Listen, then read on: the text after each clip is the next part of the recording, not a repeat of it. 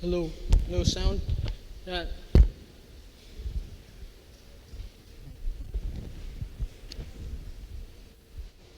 Hello, hello. Magandang gabi po sa bawat isa. Iyon, ano po.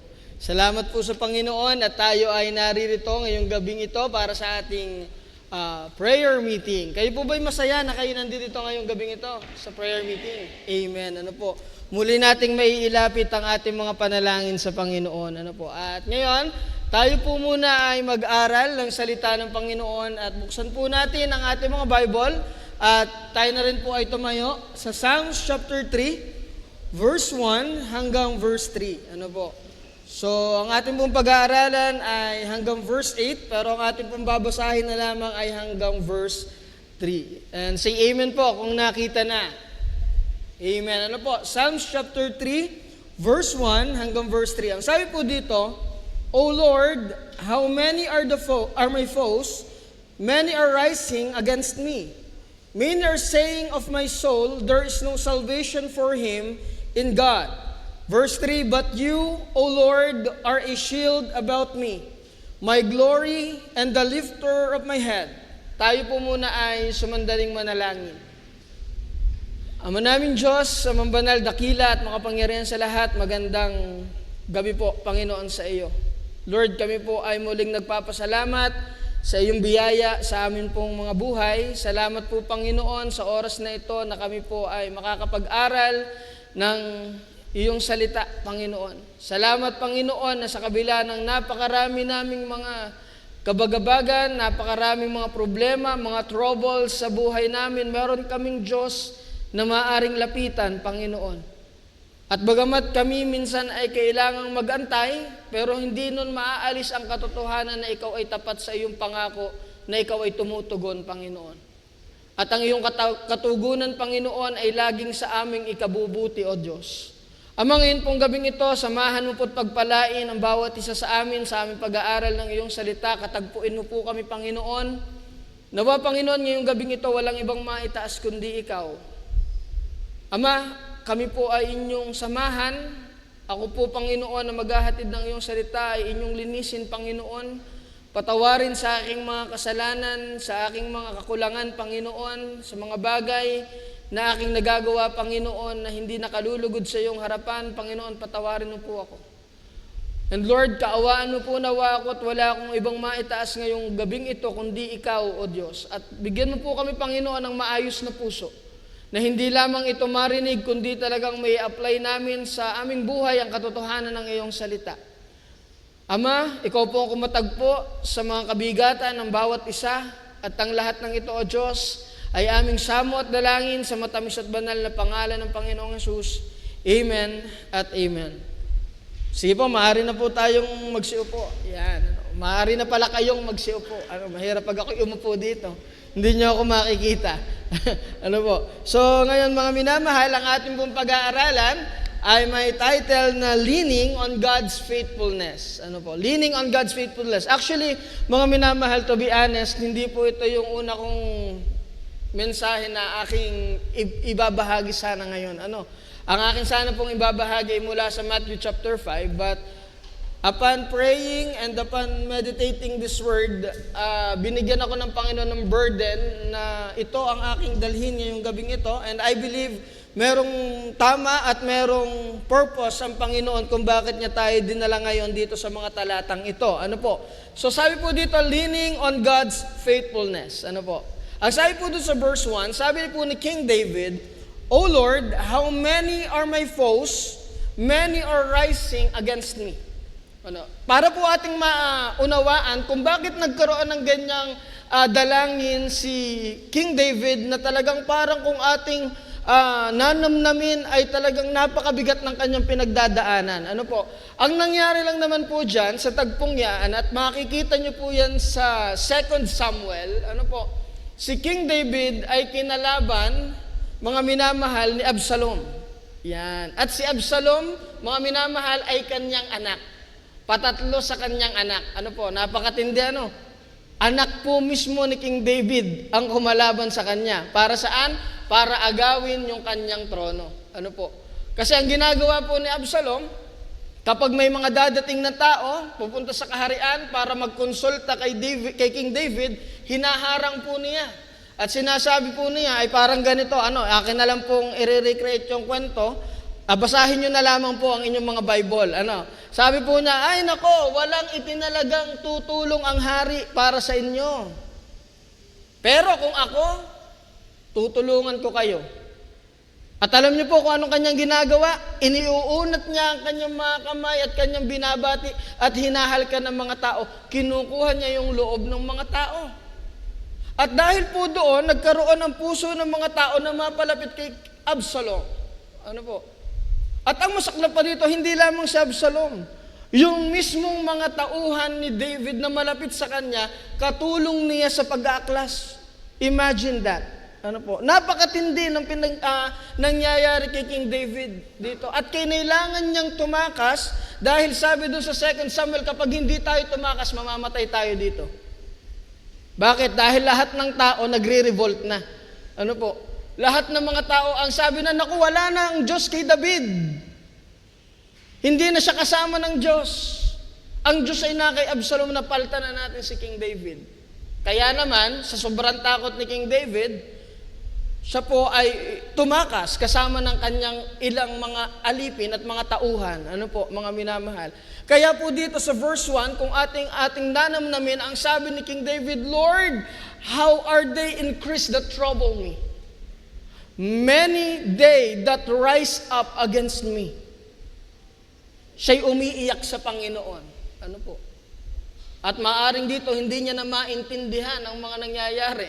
Hindi niya maunawaan, bakit ba Panginoon sa kabila ng aking paglilingkod ay nagkaganito ako? Bakit mismong anak ko pa ang lumalaban sa akin? Alam niyo mga minamahal, kung ating dadalhin sa ating sariling mga pangyayari sa ating mga buhay, maraming mga pagkakataon sa ating buhay na parang hindi na natin maunawaan yung mga nangyayari sa atin.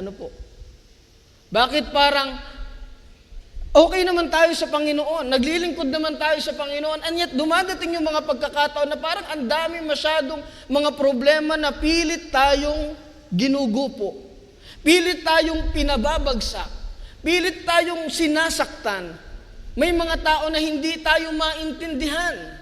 Sa kabila ng ating mga pagsisikap, minsan yung mga mahal pa natin sa sa buhay natin, lalo na yung mga unbelievers, ang kalaban natin. Hindi nila maunawaan yung ating ginagawang pagsamba sa Panginoon. Alam niyo po, somehow, ganyan po halos ang kabigatan ni King David. Hindi niya na maunawaan. Ang nangyayari sa kanyang buhay. But, ako'y tuwang-tuwa dito sa verse 3. Ang sabi doon sa verse 3, But you, O Lord, art a shield for me, my glory and the lifter up of my hand.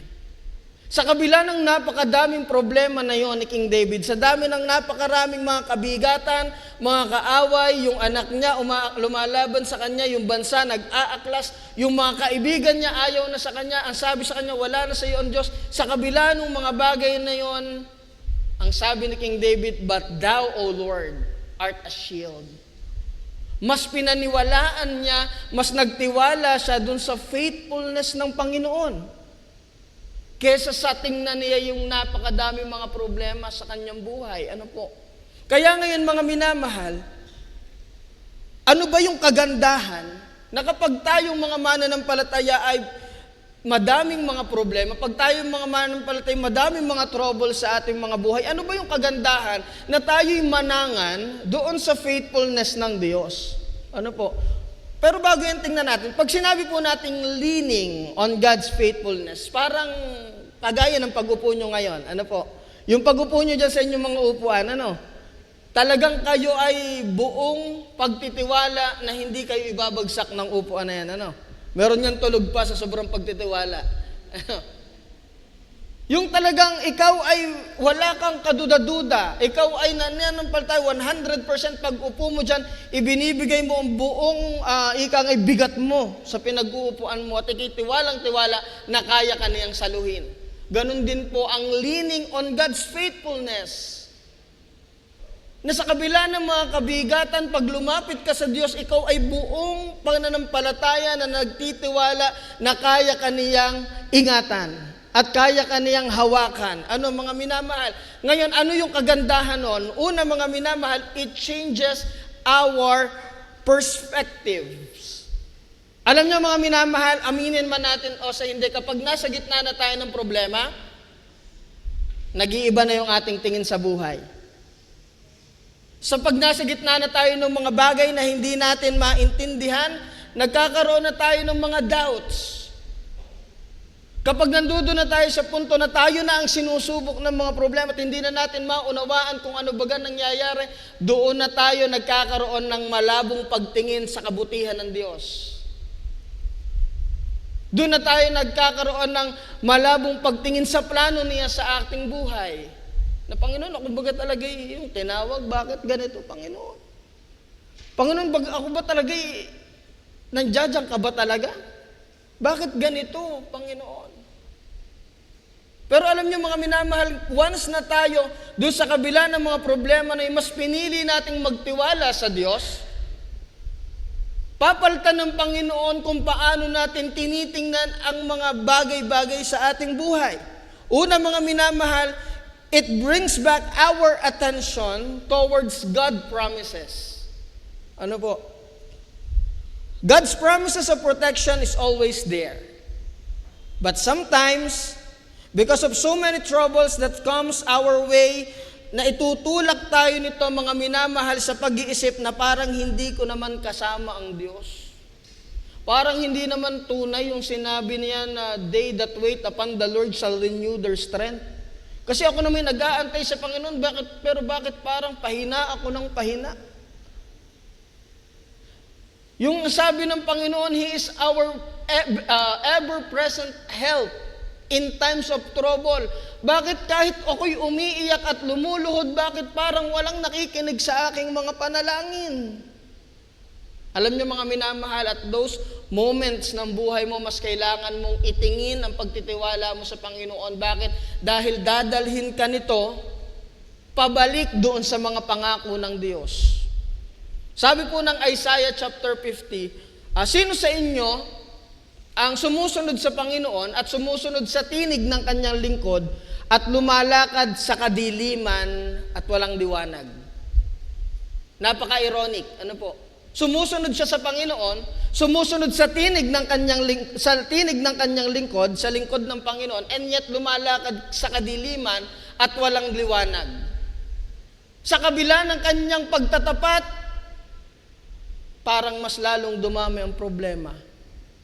Sa kabila ng kanyang pagsisikap na ayusin ang kanyang buhay, mas lalo siyang nalulubog. Parang lalong saka siya kinakalaban ng mga taong nasa paligid niya.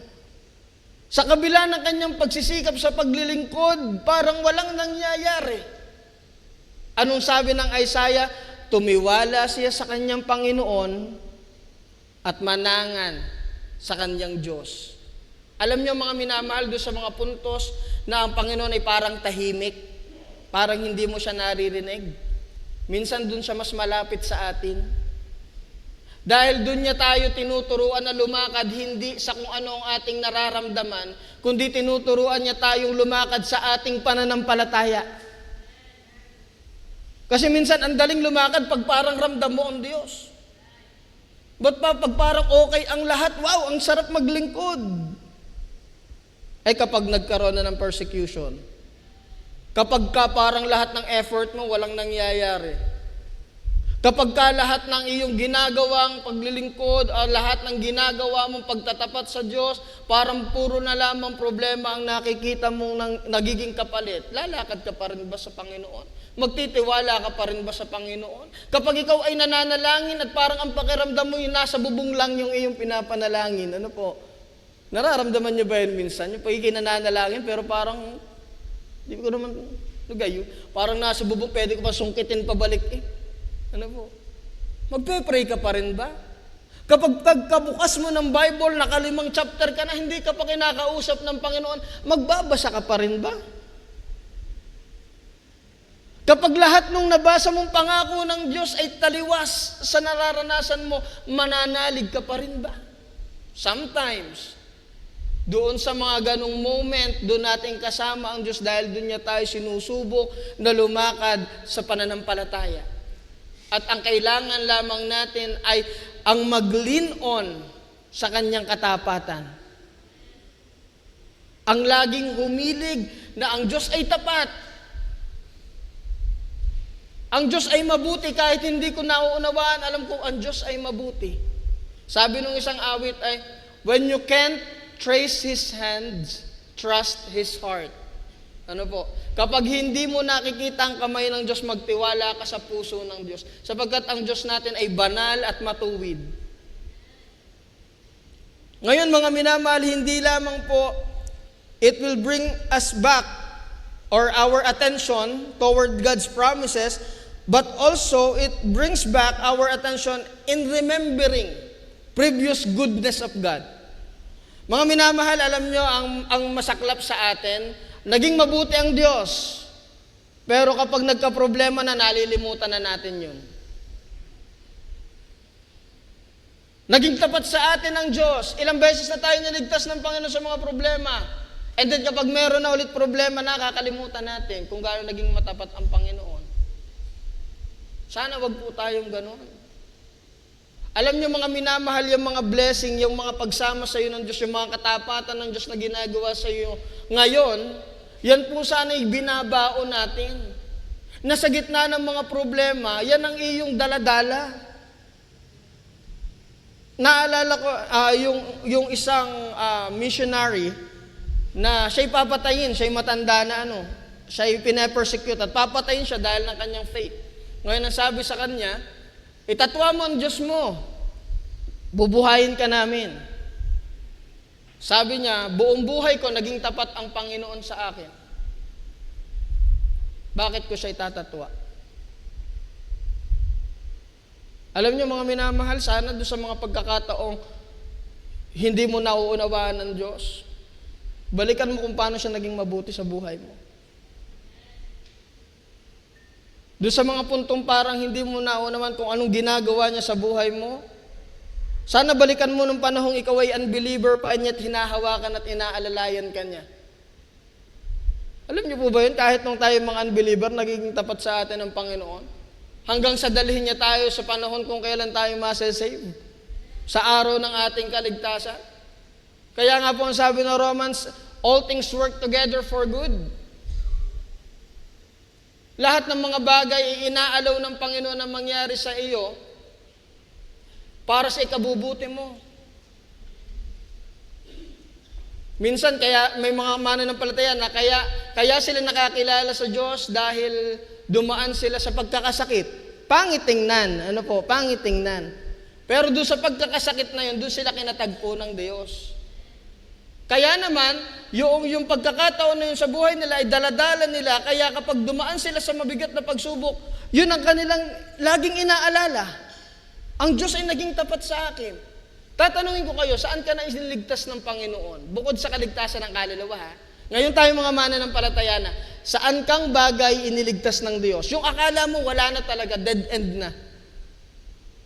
Yung akala mo talaga wala ka ng pag-asa. And then nakita mo at naramdaman mo ang pagkilos ng Diyos.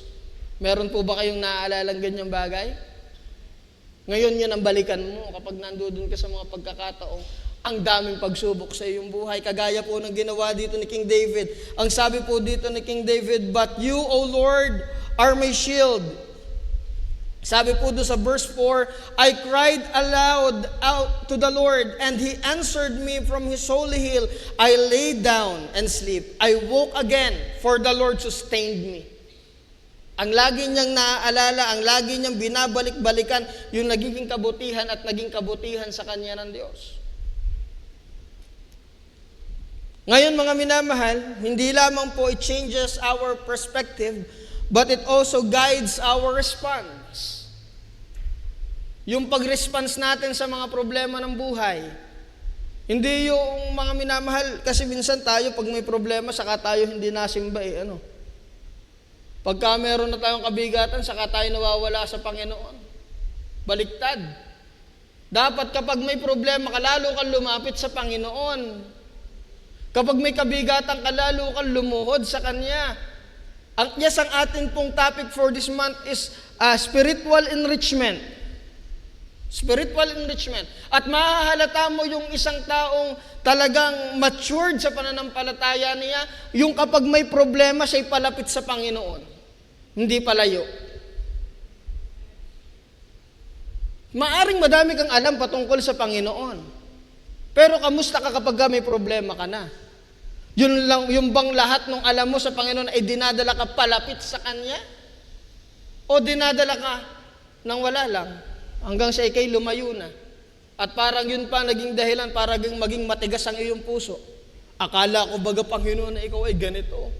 Akala ko baga Panginoon, hindi mga minamahal. Ngayon pag ikaw ay nagtiwala sa Panginoon, babaguhin ng Panginoon ang iyong response sa mga problema, mga minamahal. It will hinder us to make any wrong decisions. Pwede pong lumaban si King David. May mga sundalo pa naman siya eh. Di po ba? Pwede siyang lumaban. Pero ang tanong, anong mangyayari kung siya'y lumaban? Ay ang dami nung nag-aakla sa kanya. Pero dahil mas nagtiwala siya sa Panginoon, mas inisip niya kung paano ang Panginoon naman ang gaganti para sa akin. Kaya nga po ang sabi dito sa verse 7, "Arise, O Lord, save me. For you strike all mine enemies on the cheek. You break the teeth of the wicked. Salvation belongs to the Lord. Your blessing be on your people." Mas dinala siya ng kanyang pagtitiwala sa Panginoon sa isang tamang pag-action. Hindi siya nagkaroon ng mabilisang pagdidesisyon. Minsan tayo, pagka nasa peak tayo ng emotion, nagdidesisyon agad tayo. Ano po? Pag tayo discouraged, agad na tayong, ayoko na dyan, ako'y discouraged. Ay, nung nahimasmasan, di, siya'y nahiya na, nagka-pride na, hindi, nasabi ko na eh. Siya naman, tuwang-tuwa tayo, kaya magbibigay tayo ng isang pangako. Dahil tayo excited, dahil tayo masaya. Ay, nung nawala yung saya, mabigat pala yung nabitawan mong pangako, hindi mo nagawa. Lagi kang magtiwala sa Panginoon. Dahil aalalayan ka nito sa kung paano ka magre-respond sa mga problema ng iyong buhay. Alam niyo po ba mga minamahal, kaya ang dami mga mananampalataya ang nawawala sa Panginoon? Dahil sila'y padalos-dalos sa pagdidesisyong pag-alis, paglayo sa Diyos. Na kapag may problema, agad ang gagawin ay hindi magpe-pray. Hindi magbabasa ng Bible. Alam niyo mga minamahal, hindi hihingin sa'yo ni Satanas ang isang buong araw mo. Minsan, isang oras lang ang kailangan niya para pabagsakin ka. Yung pagkagising mo, hindi ka agad makapag-pray. Yun lang. Maliit na minuto lang ang kailangan ni Satanas sa ating buhay. Kaya nga po ano sabi ng Bible, equip ourselves with the whole armor of God. Be strong in the Lord and in the power of His might. Kasi ang diablo'y madaya. Opo mga minamahal. Wag po tayong magpapakakampante sa hindi natin pagbabasa ng Biblia at sa ating hindi pananalangin. Kayo po ba'y nagpe-pray pa pag umaga? Sino po dito? Wag na palang magtaas ng kamay. Baka naman sa inyo pong sarili. Kayo po ba'y nananalangin pa tuwing umaga? Kayo po ba'y nagbabasa pa ng Bible tuwing umaga? Yung mga preachers natin dito, kayo po ba'y nagbabasa ng Bible? Hindi po, alam nyo, nakakatawa lang natin pakinggan. Parang nakakatawa, ano po? Pero preacher ka pero hindi ka nagdi-devotion, there's something wrong. Ano ipinakakain mo sa tao? Nananalangin ka pa ba? Nagbubulay ka pa ba ng salita ng Diyos? Alam niyo mga minamahal, ang preaching ay hindi lamang mabigat dahil sa kailangan mong mag-aral. Ang pagiging preacher ay mabigat dahil ikaw ay talagang tututukan ni Satanas. At sa bawat part ng buhay mo ay kanya kang gigimbalin at uugain. Kaya alam niyo po, kung gusto niyo maging preacher, kailangan handa kayo. Ako, ayoko na. Subigin. Handa ka. Handa ka. At kahit hindi ka preacher, kailangan handa ka. Oo. Huwag mong sabihin, ako na may simpleng membro lang ng Good Shepherd. Hindi ka simpleng membro lang ng Good Shepherd. Ikaw ay binili ng dugo ni Jesus. Hindi ka simpleng membro lang. Yung responsibility ng mga worker na mag-aral ng salita ng Diyos, the same na responsibility mo. Yung responsibilities ng mga worker na mag-akay ng kaluluwa, same na responsibility mo. Why? Because yung responsibility na yun ay ibinigay sa atin ng Diyos. Ano po? Ngayon, medyo napalayo ako ng kaunti. Ano po, mga minamahal? Pero alam niyo po, mga minamahal, minsan yung mga bagay na yun, nagiging bakod yun sa atin. Minsan di lang natin namamalayan. Pag ikaw ay sumasama sa mga saturation at sumasama ka sa mga gawain, nagiging bakod yun sa'yo. Kaya nga, alam nyo, ang madali laging magpabaya sa kanyang buhay, yung mga walang ginagawa para sa Panginoon. Eh wala namang babakod sa kanya eh. Ngayon mga minamahal, sa akin pong pagtatapos, tapos na tayo. Ano po, mabilis lang po tayo. Ano po, patapos na po tayo kagad. 2 puntos lang po tayo eh. Ano po? Ngayon mga minamahal, kapag dumating na tayo doon sa punto na tayo nagtitiwala sa Panginoon, at kapag tayo ay dumating na sa punto na hindi lamang tayo basta nagtitiwala, kundi talagang ating ibinibigay ang ating buhay sa Panginoon, ano naman yung dapat na makita sa atin ng Diyos? Di po ba? Kasi may mga nagsasabi, Brad, ako'y nagtitiwala sa Diyos. Brad, ako'y talagang nananangan sa kabutihan ng Panginoon. Ngayon, ano ang dapat makita sa iyo ng Panginoon? Atin pong basahin. Ang sabi po dito, O Lord, how many are my foes? Men are rising against me. Men are saying of my soul, there is no salvation for him in God. In verse 3, but you, O Lord, are the shield about me, my glory, and the lifter of my hand. Anong unang kailangan makita sa iyo ng Panginoon? Kailangan makita sa iyo ng Panginoon yung pagsisikap na hindi mo lamang siya alamin, kundi talagang iyo siyang kilalanin sa iyong buhay. Kinikilala niyo po ba ang Diyos sa inyong buhay? Gaano kadaming mga pagkakataon sa iyong buhay ang hindi ka nagdesisyon dahil alam mo na hindi yun ang kaluguran ng Panginoon. Na pwede naman sana, pero alam ko may plano ang Diyos. Gaano kadaming mga pagkakataon ang gusto mo nang tumigil, pero dahil kilala mo ang Diyos, hindi mo magawang tumigil. Pwede ka na sanang, wag na lang sumimba. Wag na lang maglingkod. Wag na lang mag-choir. Wag na lang mag-instru. Wag na lang mag-controls. Pero dahil nauunawaan mo kung sino ang Diyos, hindi mo magawang tumigil. Ano ang dapat nakita sa atin ng Panginoon? Perseverance. Perseverance, mga minamahal. Perseverance. At ang lahat ng ito'y mangyayari lamang kung kinikilala mo talaga ang Diyos. At hindi mo siya makikilala kung minsan ka lang magbasa ng Bible. Nakapagbasa ka nga ng Bible sa Facebook naman. Uy, ang ganda ng verse na ito ah. Hindi mo alam, yung verse na yun, hindi na yun, kumbaga inedit na lang yun para tumunog doon sa gustong palabasin nung nag-post. Ano po?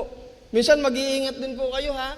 I-check nyo muna kung talagang yung nakapost na verse doon, ayun talaga yung nandun sa Bible. Minsan dahil may nakalagay na Isaiah 43 verse, sige, verse aray, maganda eh. Tingnan mo muna kung yun talaga yung sinasabi nung... Tapos minsan pa, nakakalungkot, dati may nakikita akong ganito, ang yung mga pinopost na nag-quote, yung sila Eli Soriano. Mga kapatid, mag-iingat naman po tayo. Ano po, mag-iingat naman tayo. Mag-iingat po tayo. Know your God. And how to know your God? Know your Bible. Know your Bible. Kapag po ba kayo ay dumating sa isang kapatid na namumroblema at wala kayong dalang Bible, kaya nyo po bang mag-quote ng verse? Halimbawa po, napadaan kayo nakita nyo yung kapatid, namamalengke kayo nakita nyo yung kapatid, nakakwentuhan kayo, na-share niya sa iyo yung problema niya. Meron ka bang may quote na verse? Hello? Meron ka bang mga memorized na verse sa Bible? Wala? Ay daig pa kayo ng mga hindi ligtas. And yet, you're telling me, nakilala mo ang Diyos. Paano mo siya nakilala? Paano ka nakakapagtiwala sa Diyos na hindi mo naman siya nakikilala dahil hindi mo naman binabasa ang iyong Bible? Paano ka nakakapag-persevere sa iyong pananampalataya?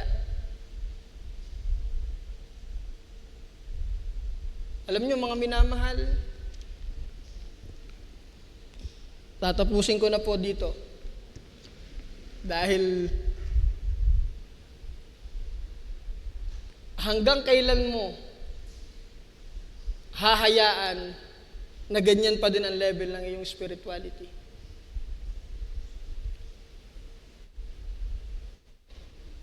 Hanggang kailan mo hahayaan na ang pagkakakilala mo sa Diyos ay ganyan pa din? Young people, young pillars, legions, and married men. Hanggang kailan? We are talking about spiritual enrichment. Spiritual enrichment. Pero kahit anong preach namin dito, kahit anong sigaw ni Pastor, kahit anong sigaw ni Sir Joben, it's your responsibility to read your Bible. Pagdating mo sa bahay, nagbabasa ka ba ng Bible? O maghapon ang Bible mo sa iyong bag? Kaya pagdating ng problema, pagdating ng mga pagsubok, pagdating ng mga kabigatan, wala ka na. Lean on God's faithfulness, yes. Magandang bagay yon. But how can you lean on God kung hindi mo naman siya kilala? And paano mo siya makikilala kung hindi mo naman binabasa ang kanyang salita? At paano mo babasahin ang kanyang salita kung at the first place, hindi ka pa pala naman saved? Sana po, save na tayong lahat dito. Ano po? Save na po ba kayo? Amen. Ano po? So ngayon mga minamahal, sa ating pong pagtatapos, ang sabi po nung huling verse, salvation belongs to the Lord. Your blessing be on your people. Gaano kalalim ang pagtitiwala mo sa Panginoon? Makikita yan sa kung gaano ka nananalangin at naglilingkod sa Kanya. Tayo po'y manalangin. Ama namin Diyos, sa mambanal, dakila at makapangyarihan sa lahat, Panginoon, kami po ay nagpupurit, nagpapasalamat sa iyong dakilang biyaya, Panginoon. Lord, alam ko po na kulang ang aking mga salita, Panginoon, para ipahayag kung gaano kakadakila sa amin pong buhay. Pero Panginoon, ang katotohanan, ikaw po ay nananatiling totoo, nananatiling tapat, Panginoon. Lord, sana turuan mo kami, Panginoon, na hindi lamang namin naririnig ang iyong salita, but Lord, talagang ito'y aming isinasabuhay, Panginoon. Na hindi lamang namin, Panginoon, para bagang kami ay sumisimba lang at pagkatapos ng pag-attend namin ay tapos na din, wala na. Pagdating namin sa mga trabaho, pagdating namin sa mga bahay, ay balik na kami sa kung sino kami, Panginoon. Na parang limot na namin kung ano yung mga itinuro sa amin. Lord, tulungan mo po kami. Tulungan mo po kami, Panginoon, na magtiwala, Panginoon, sa iyo. Tulungan mo po, Panginoon, kami na ang buhay po namin ay mailagak namin sa pagkilala. Ilagak namin, Panginoon, sa paghahanap, Panginoon, sa kalooban mo sa amin pong mga buhay. Lord, ikaw po ang tumulong sa bawat isa. Ikaw po ang gumabay sa bawat isa, Panginoon. Sa aming pananalangin ngayong gabing ito, nawa, Panginoon, samahan mo po kami. Katagpuin mo po ang kabigatan ng bawat isa, bawat isang kapatid, Panginoon, na naririto. Bigyan mo po kami ng kasagutan sa aming mga dalangin at lalo't higit, Panginoon, bigyan mo kami ng kababaan, Panginoon. Natanggapin, Panginoon, ang iyong kalooban. Dahil minsan ang sagot mo ay hindi ayon sa aming kagustuhan. Pero alam namin, Panginoon, na ang sagot mo ang laging the best, Panginoon. Ama, ikaw po ang patuloy na mataas, ikaw po ang maluwalhati, at ang lahat pong ito ay aming dalangin sa matamis at banal na pangalan ng Panginoong Jesus. Amen at amen. Salamat.